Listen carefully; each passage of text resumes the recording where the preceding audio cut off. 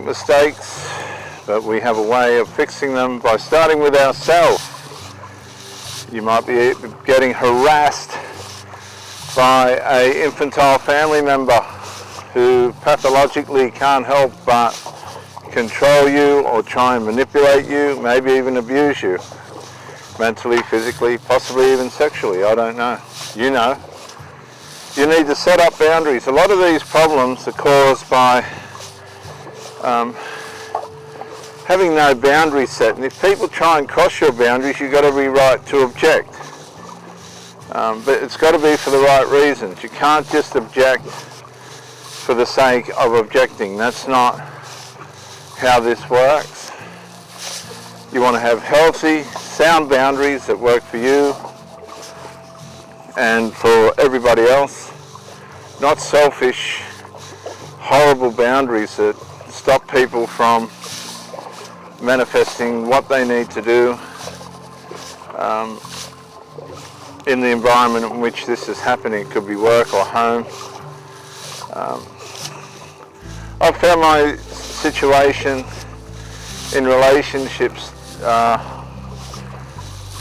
in the past to be complicated by adult children of the person that I was with. And I mean seriously, serious interfering, serious manipulation and control episodes. I've seen narcissistic collapses. I know that's a big thing to say, but I've seen it. I've seen it with my own two eyes. And usually this will crescendo with the complainant,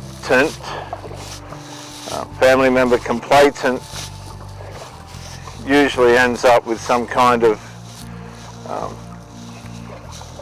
putting themselves into some kind of serious accident, or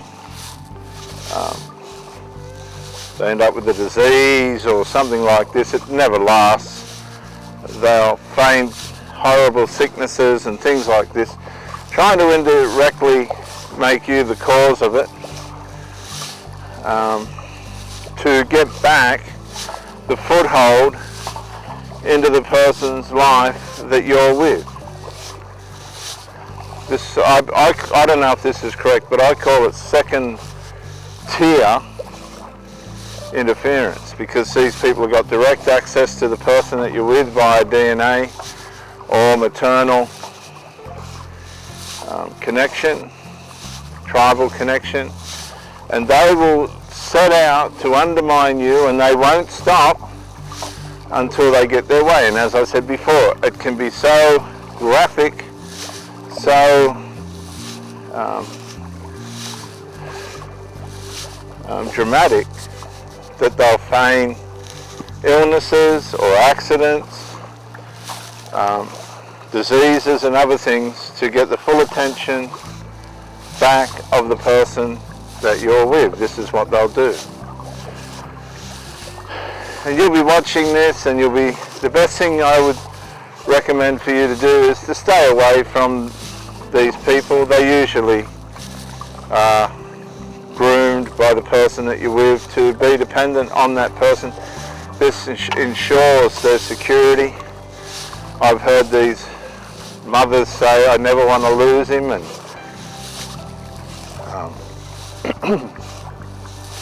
very intimate statements that you would immediately realise that are cringeworthy. Right, what's going on here? This is way beyond maternal. We've got ourselves a sort of like a mini marriage, extra marital psychological affair going on here between the mother and the children. And this is enough to drive many men round the bend. A lot of husbands end up leaving because they've been driven away by this covert emotional incestual attitude between the mother and the adult child. They'll gang up. A lot of you have been given the message that the person doesn't want the relationship anymore. They've tried to come across kindly, and you haven't listened. You have not listened to a word they've said. And unfortunately now it's starting to manifest in all this dysfunctional family dynamics. And you feel demasculinated, you feel like you're not being treated like a man or a woman, if that be the case. And you know that this is completely out of order, it's not normal. And you're just basically being used as supply. You're not being respected, you're being dejected. The person's not backing you. A lot of these mothers are spineless. They're so attached to these young adult males who are dependent on their mothers right up to the end of their lives. Mother loves it because she's got a security blanket. If the relationship fails, which 9 out of 10 of these people think it will before they start, they'll out of desperation get into sexual relations with people just to get supply.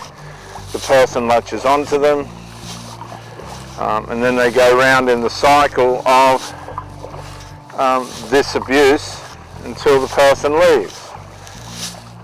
They regroup back into their covert emotional incest relationship,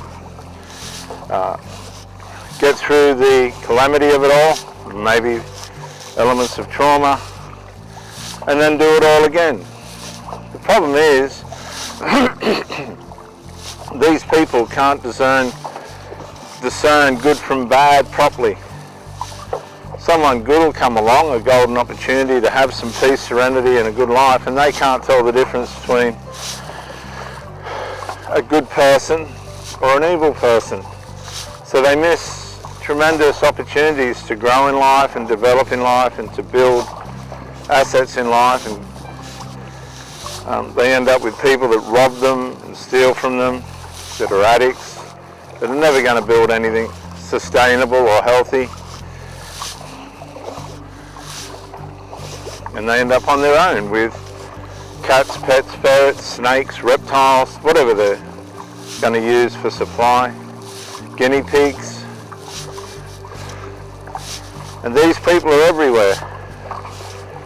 Just because they're not standing on the street doesn't mean they're not there. I've been around enough to know that they're there by the thousands.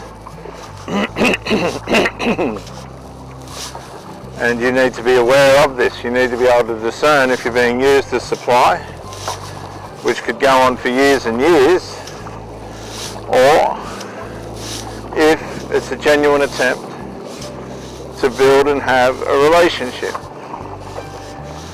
And that's on you. So you'll find that you'll sense that you feel demasculinated or defeminized, that your cares and concerns aren't all that important, that the issues that need to be resolved are neglected and possibly even dejected.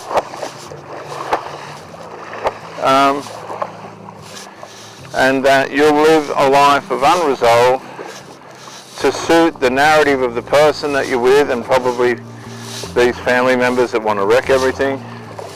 And you're just a tag on. That's how you're going to feel. You're just a spoke in the wheel. There's really no supremacy as being the primary partner. You just supply. And when you go, you'll find that these people move on very easily and very quickly. And you're left wondering, well, oh well, I just had that experience. Whether you want to decide if it was a waste of time or not is up to you.